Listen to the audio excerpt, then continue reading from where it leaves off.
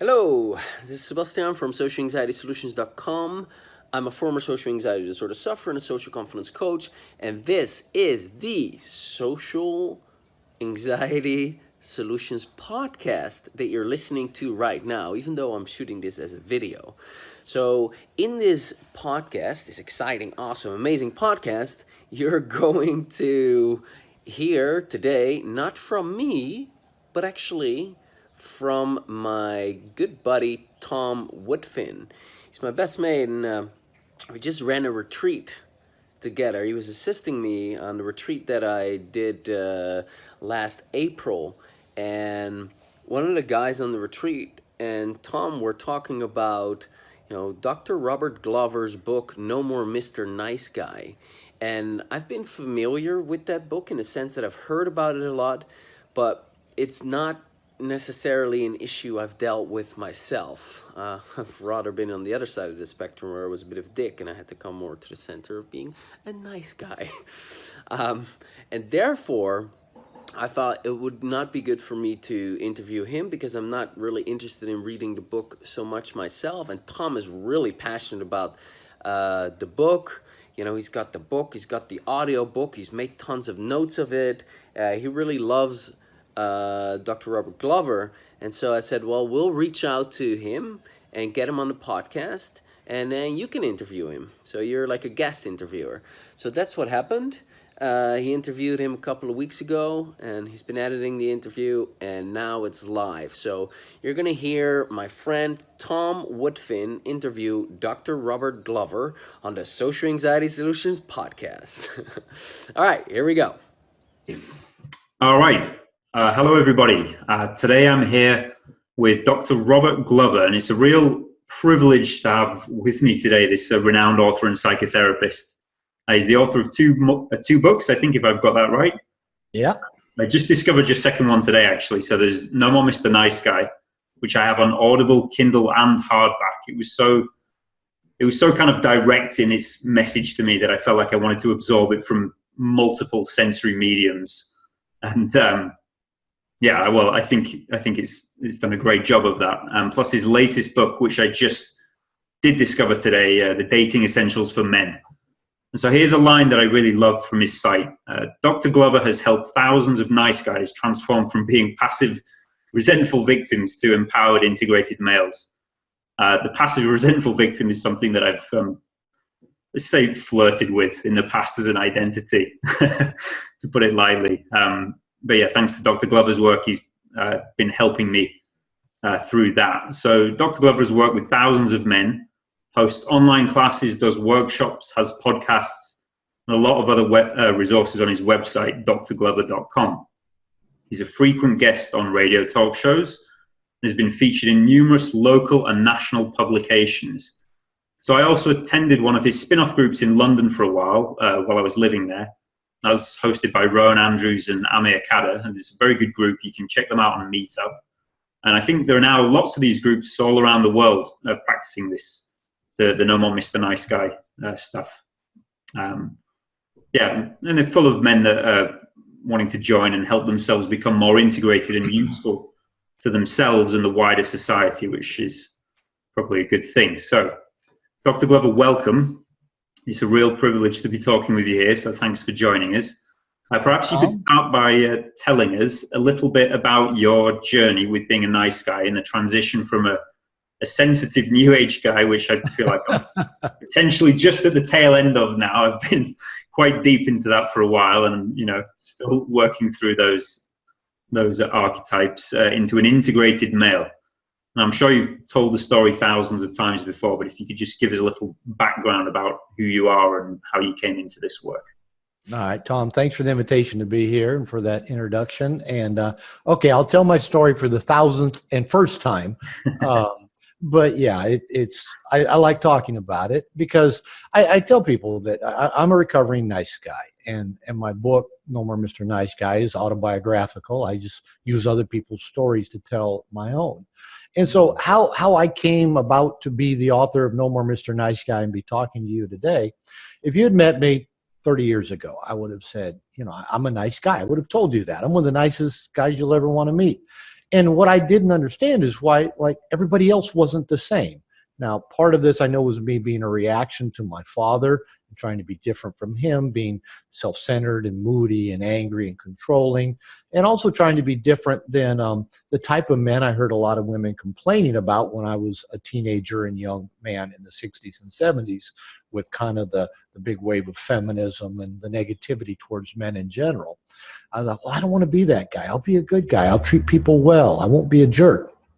But how this process came about is I was in my second marriage, and I thought I was treating my wife well, trying to be a good guy, trying to treat her better than her ex, raising her kids, and she was never happy. And she was actually kind of upset most of the time, and never wanted to have sex anymore, and was critical of me. And all I wanted was her to appreciate me and value the things I did for her.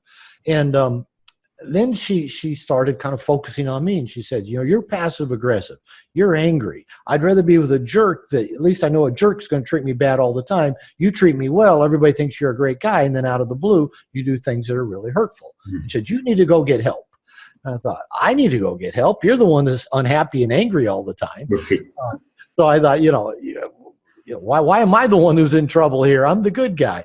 So, but I went and joined a men's group and started going to see a therapist. And luckily, I bumped into some really good stuff. And, things like setting boundaries and asking for what I wanted, and being clear and direct, and being honest and authentic, and began to realize, well, okay, maybe I wasn't so easy to live with. And as I was doing kind of my own work, I was a marriage and family therapist at the time.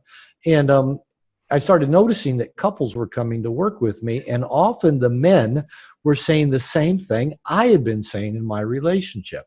And they're coming in with their girlfriends or their wives. And the guys are saying, I'm a nice guy. I'm one of the nicest guys you'll ever meet. I do everything for her. I try to please her. I try to make her happy. I treat her better than her ex. I'm raising her kids. And she's never happy. And she's always angry. And she never wants to have sex anymore.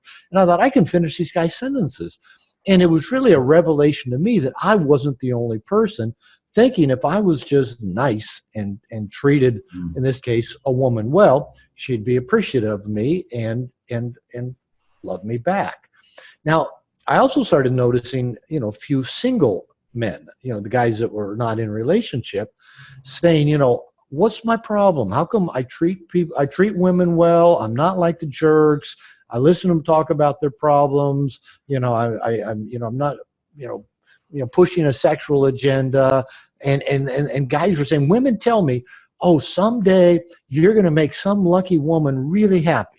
And I go, well, why doesn't this woman who's telling me that want to be with me? She thinks some other woman would be lucky to have me. Why wouldn't you? So I was starting to hear these voices and realize I'm not the only person who thinks this way. And so I started No More Mr. Nice Guy men's group probably about 25 years ago. We met every other Wednesday. And on Wednesdays, I started just writing chapters to give to these guys. Nowadays, we'd probably call them blogs. But I just started writing. What was I learning? What was I understanding? What were my thoughts and theories about how we became nice guys? What was essential for us to work on to become more authentic, more integrated, more happy, to get what we want? And while I kept doing these groups and then added another group and kept writing, these guys, and often their partners, were saying, Robert, you need to write a book. You need to go on Oprah. There's lots of people out there that need this information. So I did. I kept writing, for over here about 6 years it took to write the book. It took about another 3 years to get it published. It came out in print edition in early 2003. So as we talk, that's been about 16 years ago. And the book is doing amazingly well. My royalty checks get bigger every year. So there's a lot of people responding to it. And I do a lot of interviews now, and people often say, my book helped change their life, or my book's one of the top books they recommend to their coaching clients. So I think it really helped fill a void that was out there for good information for men. When I started doing my work, all that was really out there was maybe like, Iron John by Robert Bly and Michael Mead. And so you could go, out in the woods and beat a drum and, say, oh, But that was really all there was for men. There wasn't a lot more going on at that time. So I'm just thrilled that now there's so many resources for men, whether it be groups, whether it be working around dating, social anxiety, relationship, entrepreneurs. So that's me. That's my story. And that's how No More Mr. Nice Guy came into the world. Yeah, well, thanks for sharing that. I mean, I think what you were talking about with your book, the first time I read it, because I've cycled through it a couple of times, but the first time I read it, I was looking at the bullet points. It was like, nice guys are like this, nice guys are like this. And I was like, oh my God, I guess this is a common reaction you have with people. It's like, I think he's talking about me directly. Like, how did he know me so well? Well, let me read you an email I got just before we got online. It's really short. Said, a coworker at my job recommended your book. I thought the title was cheesy and silly and wasn't going to read it. After a few weeks, I finally read the book in one sitting and could not stop reading once I started. It's like you wrote the book and know my life story without knowing me. It's oddly comforting to know many others in your book go through the same stuff and they can be improved with work and mindset shift. Like I said, I just read that email just before we got online with each other, and yeah, I've been hearing that for like 16 years now. How did you know me so well? I said, because I'm writing my life story, and there's a lot of us out there thinking, if we just are nice to everybody and treat them well, we'll be loved and liked and get our needs met, and everybody will think we're great.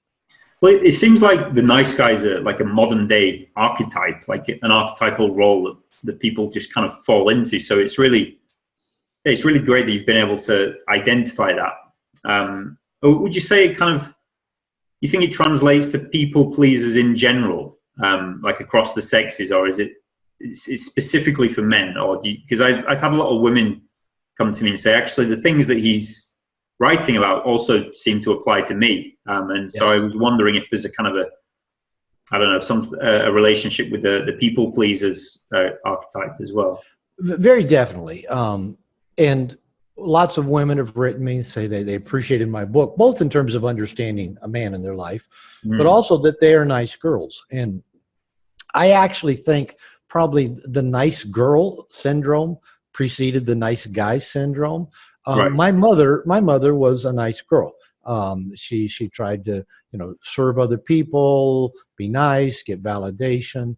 So I was trained to be a nice guy by my mother. Now, really what we're talking about, and I don't use this word in the book, and it was intentional, we're talking about codependency.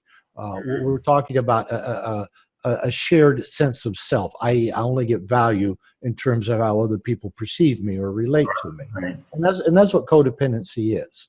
And I didn't use the word in the book for a couple of reasons. One is that most people associated it with relationships with recovering alcoholics. And also, there were a number of books written for women on codependency, but there were actually nothing written for men. And so I left the word out of the book intentionally because I didn't want people to come to it and then project their own meaning of what codependency means. And I wanted to just talk about what nice guys are about. And it really does boil down to, I think, the same thing for nice girls and nice guys, is at our core sense of self, we don't believe we are okay just as we are. And so, and my theory is that's the result of what I call inaccurately internalized events. So in childhood, all children are narcissistic by nature. We believe we are the cause of everything that happens to us. It's like a stage of psychological development, narcissism. It is. Yeah. It is. And it's normal. And this is pre-verbal also, is before a child can even formulate words and talk and remember in terms of words or pictures. But it's a very emotional piece. And that's why it gets embedded in a very deep part of our brain, is internalized. And so if we have a negative experience of any kind as an infant, as a child, we're hungry and nobody feeds us. We cry, nobody picks us up. People around us are angry, or we get abandoned, or whatever it might be. We get spanked, we get screamed at, we get shaken. Whatever it might be, the child always internalizes, I'm the cause of that. And the word that is used to describe that process is called toxic shame. We Mm. internalize a belief there must be something wrong with me. I'm bad. I'm unlovable. And not just that I've done something wrong, there's something fundamentally wrong with me. So if that is a child's core emotional belief, it's not a thought out belief system typically, but it's an emotional belief that then begins to affect the way the child thinks and acts and behaves and interacts in the world and tries to get their needs met. And then what happens then for the nice guy or nice girl is typically they consciously try to become what they think other people want them to be so that they will be liked and loved and get their needs met, and try to hide anything about themselves, repress it, push it down, get rid of it, anything that might get a negative response from the people around them. And for nice guys, at least, the things they tend to hide the most are their needs, number one, and their sexuality, because they feel like they'll be bad if anybody perceives them to be sexual. So they push all of that down, all the while trying to be that pleaser, that conflict avoider, that giver, that fixer to get love and validation. Dropping bombs of wisdom there.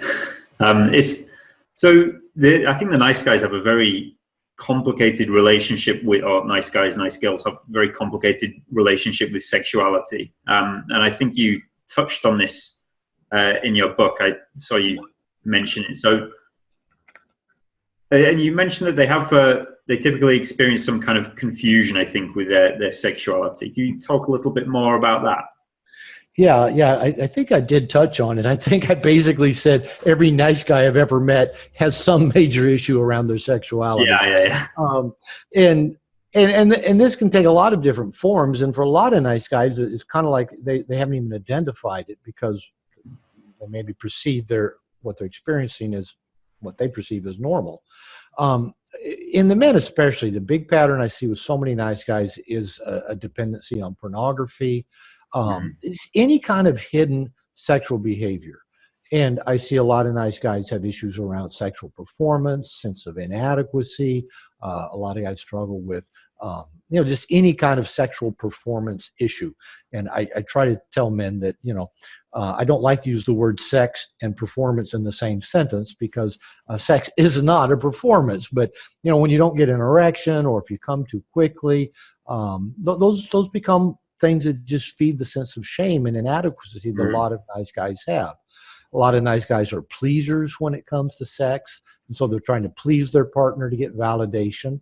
But unfortunately, like a lot of things nice guys do, the very things we do work against us. So for example, if a guy is trying to please his partner, what he'll usually do is, okay, last time we had sex, I did this and I did that, and she seemed to like it and she seemed to get off on it. So, I'll do that again. I'll do I'll do this and do that again. Formula. Yes, and it becomes a formula and it becomes boring really quickly, and then the woman loses interest in having sex, and the guy thinks, what's wrong with me? He internalizes what's wrong with me versus, oh, maybe by me doing the same thing repetitively over and over again, that might have been part of the problem. So the main core that I really do see, though, with the majority of nice guys, especially, in this era, is just a hiding of so much of their sexuality. And what then, because sexual energy is such a powerful life force. It's wired into all of it. It's such a strong dynamic that you can't hide it. You can't repress it. So it tends to go underground in some shame-based type behavior. I mentioned the pornography, the masturbation, massage parlors, prostitution, or just trying to repress it completely. And not only does this steal a person's life force from them and kind of make them like sexually uninteresting because there's nothing out there, but it's all hidden and underground, it does go underground. And what that tends to do is it just feeds on the nice guy's sense of shame that he already has. Because if you think about it, one of the most effective ways for a guy in modern culture to feel bad about himself is be addicted to porn. And then, he's spending hours looking at porn. He knows he's wasting time, probably wasting a bunch of money as well. If he's in a relationship, he's lying to his partner saying, no, I don't, or I'll never do it again, or blah, blah. And then he goes and does it again. It's a great way to just feel bad about themselves. And what I've found is that for a lot of guys, especially around porn, that it maybe it's identified as a sexual addiction. I think a lot of these guys are not actually addicted to sex. Most of them aren't having enough sex to be addicted to sex, but they're addicted to the shame. And it's the shame that feeds the intensity. Shame feeds a lot of intensity. And so if you get addicted to that intensity, that's why you keep going back to the behaviors that are self-destructive and not productive, because they're in I'll call it a shame container. You go hide away, kind of like your little kid going up in your tree fort, pulling the rope ladder up behind you and looking at Daddy's Girly magazine, and nobody can bother you, but you're doing something wrong, you're hiding out, blah, blah, blah. And there's something that feels kind of good and buzzy about that. Rebelling against the system or something like that. Yeah, but at the same time, you're like hiding and feeding shame into normal, healthy, human impulses and experiences. Hey, that's a really interesting point. So what you're saying is like it feeds this shame core, the behavior, but I've never heard it described as an addiction to the shame core, like an addiction to this core identity of shame. I think that's a really fascinating way to put it. I wanted to then lead into this. So this idea of you think that nice guys or nice girls are maybe sexually frustrated in some way, and do you think that has a relationship with something you mentioned in the book? Is like nice guys are full of rage, but they're very out of touch with it. And do you think there's a relationship between that kind of sexual frustration and rage, or repressed sexuality and some kind of rage or anger? Often. So let me kind of, come at it from probably what's behind both the frustration and the rage. And we'll tee this up because it applies to a lot of other things with nice guys. And it's around something that I call covert contracts. And a covert contract is just that. It's a contract that's covert, i.e. it's often not conscious, but rarely spoken and kind of upfront for everybody to know what are the details of the contract. And nice guys tend to have 3 covert contracts. And all the covert contracts are an if-then proposition. They're all a form of giving to get, so they're all manipulative in nature. Even though the nice guy thinks, I'm being a nice guy, he's actually being fundamentally manipulative and secretive. But covert contract number 1 is, if I'm a good guy, I'll be liked and loved. Now, nice guys tend to add to that, and the women I want to have sex with will want to have sex with me because I'm a good guy. I'm not a jerk. I'm not an asshole. And so that's part of this contract. Well, I'm not like those bad men you women complain about. I'm a good guy. I listen to you talk. I help you do things. I'm patient, blah, blah, blah, blah, blah. And because I'm this good guy, you should like me, love me, and want to have sex with me. As if that was enough to turn women on and, make them want to jump our bones. And we'll come back to the frustration in a minute. Covert contract number 2 is that if I meet everyone else's needs without them having to ask, then they will meet my needs without me having to ask. So nice guys, this is where their giving to get really shows up. Well, I'll do these things for you, and I'll do these, and I'll anticipate what you might need, and I'll do it for you, or I'll fix it, or I'll give you this nice surprise. And in return, you'll appreciate me, which is a big nice guy need, and you'll do things back for me without me having to ask. You'll just anticipate for me like I anticipate for you. Well, unfortunately, the other people or the world or God doesn't know what our covert contract is. Like, we're giving to them and they're supposed to give back. And so often people have no clue, that number 1, they were supposed to be giving back, or what it is they're supposed to give back. So nice guys then often don't get their needs met, and very, their buckets don't get filled. Now, I'll add a caveat to that. Nice guys are often terrible receivers as well. It makes us feel guilty if somebody gives to us, or we're like we're doing something wrong if we have needs, or we're going to get in trouble. And nice guys tend to surround themselves with people that are really shitty at giving. They're usually like broken or burdened or depressed or unemployed or, can't hold a job. And nice guys are really attracted to those kinds of people. And, these people can't take care of themselves. They got nothing else to give to the nice guy. So there's covert contract number 2. Covert contract number 3 is if I do everything right, then I will have a smooth, problem-free life.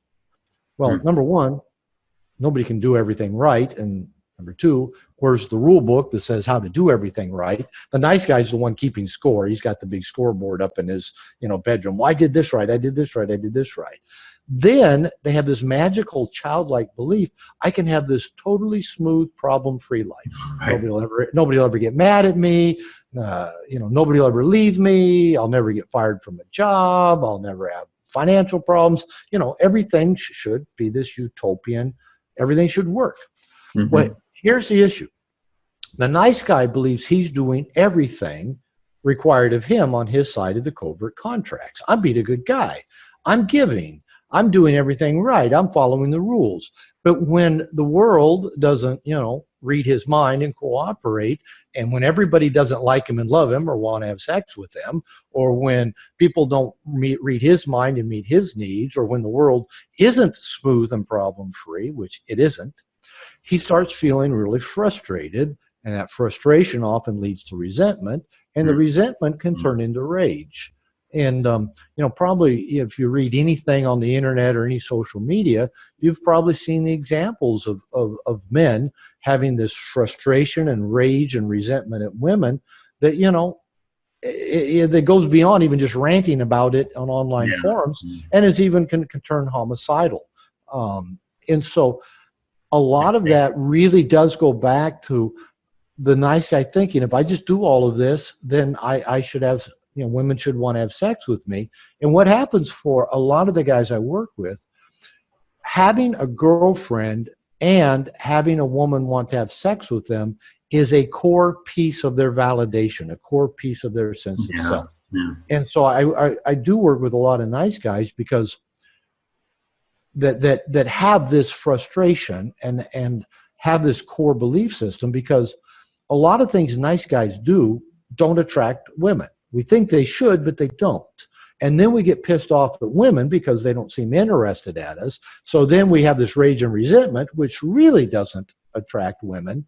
But then because we can't get a girlfriend or can't get laid, now we start thinking, going back to the toxic shame, it must be because I'm unlovable. Yeah, I can blame the women for all being, hypergamous gold diggers or only being interested in this guy or that guy, But the bottom line is there's that core shame that what's wrong with me?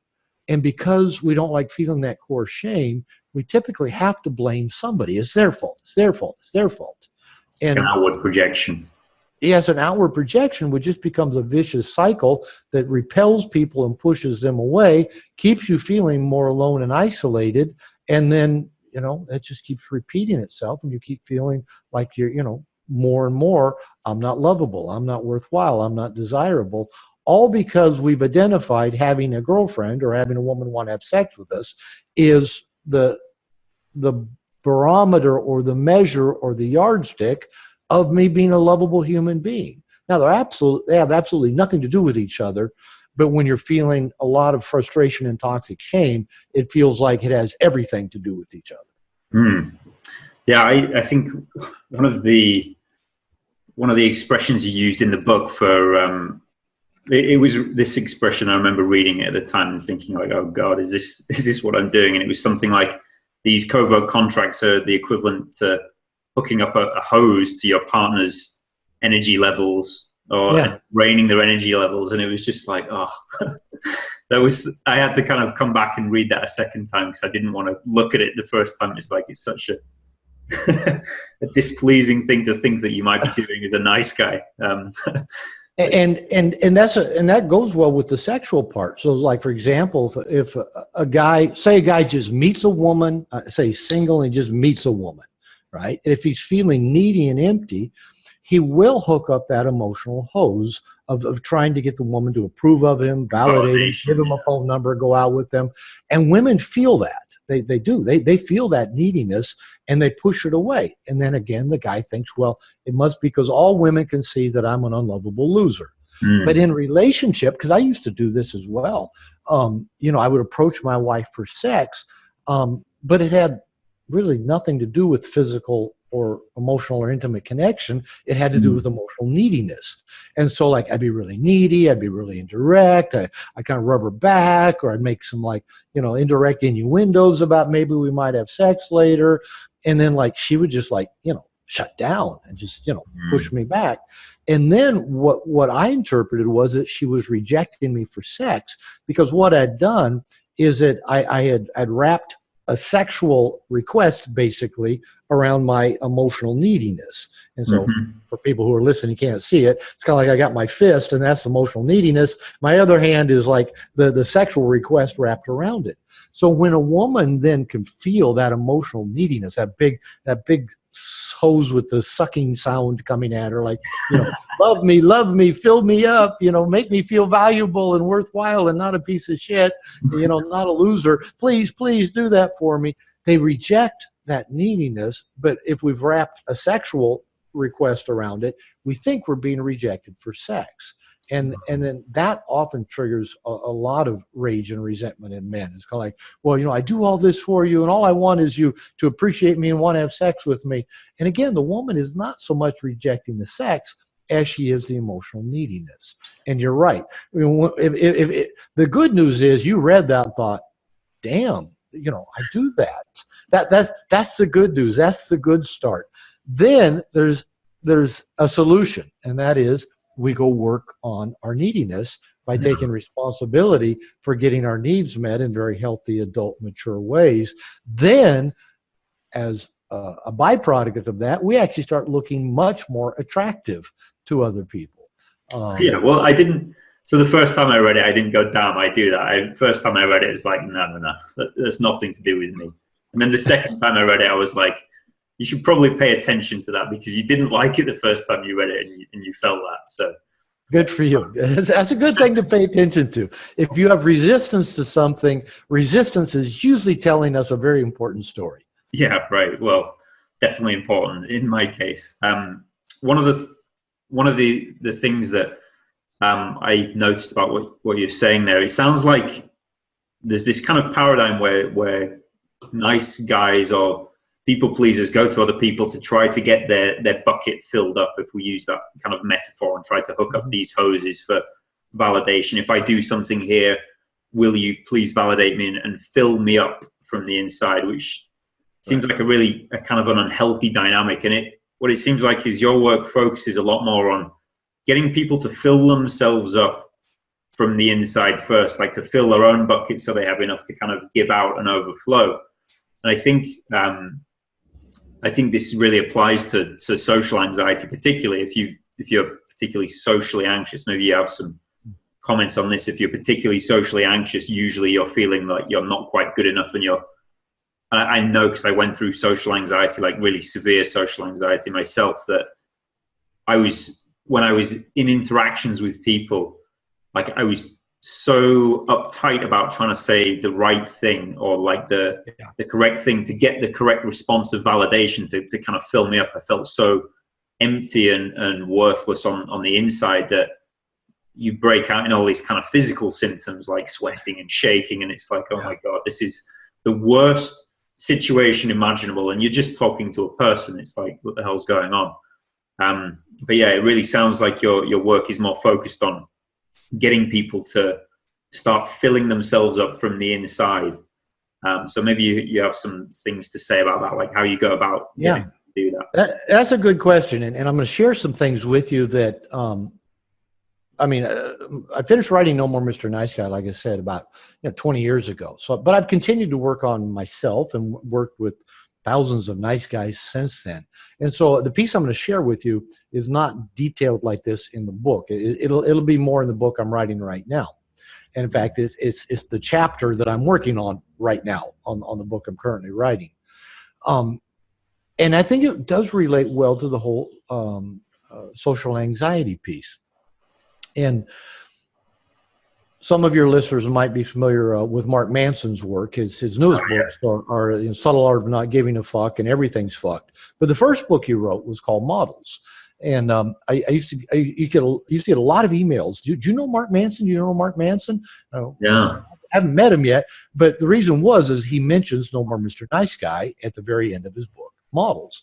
So the success of his current books has probably helped sell books for me. So I'm grateful for Mark for doing that. But in the Models book is called, I think the subtitle is Attracting Women with Honesty.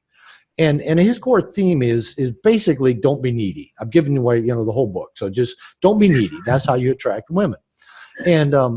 And if you're right, if you're going into any social context feeling needy. Now, I know there's other factors that tie in. We're not going to do an entire book, on how to cure social anxiety. But here's one piece that I think plays in. That's that emotional neediness. And I tell people my definition of adulthood, of a mature adult, is a person who can take full responsibility for his needs and his actions.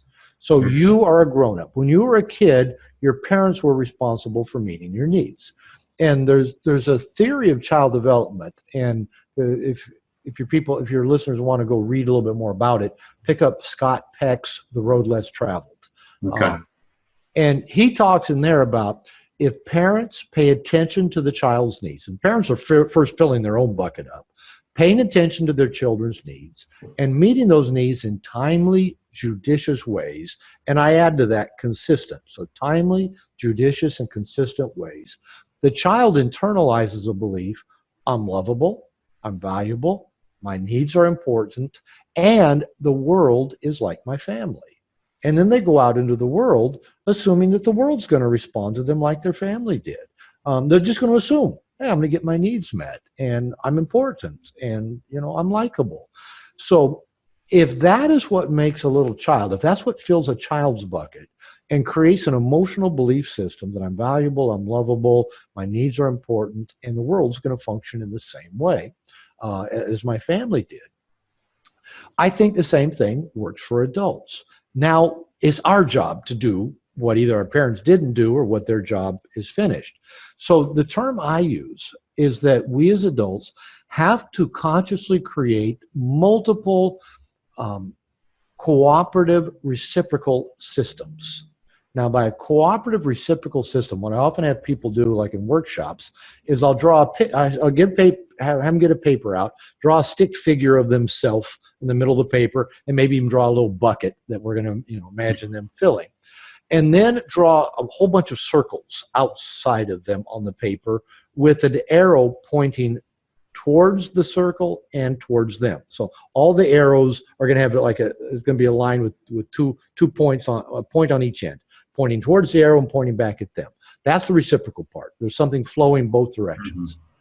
And then I have the people doing this assignment fill those circles in with all of the cooperative reciprocal systems they have in their life. This might be friends, it might be church, it might be professionals, it might be their accountant, their attorney, their personal trainer, their dentist, their doctor, their chiropractor, massage therapist, and to map this out. Because the more of these reciprocal systems we have, and what I mean by a reciprocal system is that everybody involved is getting something of value out of that system. Like a win-win all around. It's win-win. It's flowing both directions. That's why I had the arrow pointing both directions. You and I have a cooperative reciprocal system. You invited me to come talk on your podcast. You're getting some value. Your listeners, whom you also have a reciprocal system with, get value. I get some value out of it in that I like talking. And the bigger value is maybe I'll sell some books, right? Now, none of that is like, we haven't written up this contract that says blah, blah, blah, but we both assume it will be a valuable exchange and use of our time and energy, okay? Now, healthy, responsible people consciously fill their life up with lots of these. And in my experience, the more of these I add to my life, the easier life gets and the better my life gets. So, when I got an accountant that, you know, handled all my books, when I got a money manager to help teach me about how to invest and deal with money and save for retirement, you know, when I got a doctor, when I got a dentist, when I got a massage therapist, when I got a chiropractor, you know, when I got all these different systems, when I got a coach, when I joined a men's group, when I started, you know, a writer's accountability group within my men's group, my life kept getting better because everybody is getting something of value out of these. So that's where I start the homework is, let's identify what you have now. Then I have them do a second page where we do a number of circles again with them in the middle. And I say, let's identify the cooperative reciprocal systems you want to add to your life. So one time, getting a new accountant was one thing on a circle. So, and it's funny, once you like put these on a circle, all of a sudden, new accountants show up, you know, or money managers, you know, financial advisors show up. It's like you've got a solid request out there. It's like, here's what I want.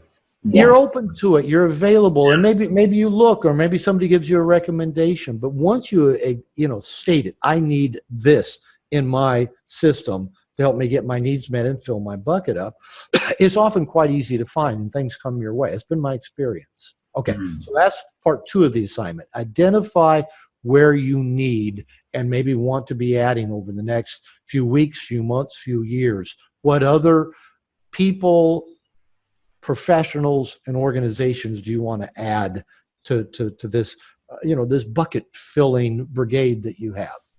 The third part of the assignment is that they now do another page and identify the systems they have that are not particularly cooperative or reciprocal at this time. And these can be family members, they can be old friends, they can be organizations we're a part of, but we don't go anymore, or we don't believe that anymore, or it's not, you know, we have a gym membership that, you know, we pay every month, but we never go, whatever. And healthy people are consistently looking at the systems they have and asking, are they still cooperative? Are they still reciprocal? And maybe we have to go renegotiate that. Or maybe we realize, okay, I've not been contributing my part, and maybe we start showing up. Maybe we have to ask the other person to start giving more, or doing it differently. Or maybe we just need to prune it back and move on. And that's, you know, probably we don't still have relationships with every high school or college buddy we used to be close to. Yeah. At some point, you prune those back. They just don't serve anymore. So it's a constant process of looking at what we have, what we need, and what we don't need, or what isn't serving us. Now, can you imagine if you've consciously, and you do this for a lifetime, I'm 63 and I'm still very much doing this process. If your bucket is being so filled because you have so many resources in your life of people and professionals and institutions that are all glad to help you get your needs met, have a good life, you know, do whatever it is you need to get done. Some of the people you pay, some of the people it's just a friendship, or it's like you and I, you know, we've just agreed to help each other's world be better in this way. If your life is filled with that, can you imagine then going into public and interacting with other people? Your bucket's full, right? Yeah. You're not going in with a sense of emptiness or fear, or how can I get them to like me so that they'll help fill my bucket up? There is none of that. And people are attracted to that. Going back to the Mark Manson piece there from his book, is that probably the most attractive thing anybody can do, man or woman, is to be not needy. It's attractive to be filled and overflowing. It gives you a sense of confidence, a sense of security, a sense of well-being, and people are attracted to those things. So that's my best piece of advice. And I tell people who are listening to this, sit down and do that assignment. Get out 3 big pieces of paper and get your markers out and go to work on it. I promise you, it will change your life. It will make your life completely different just doing this assignment. That's a really interesting idea. It's like a little harem of kind of good energy, mutually reciprocated. No, wait, mutually beneficial reciprocations. I got there in the end. Yeah.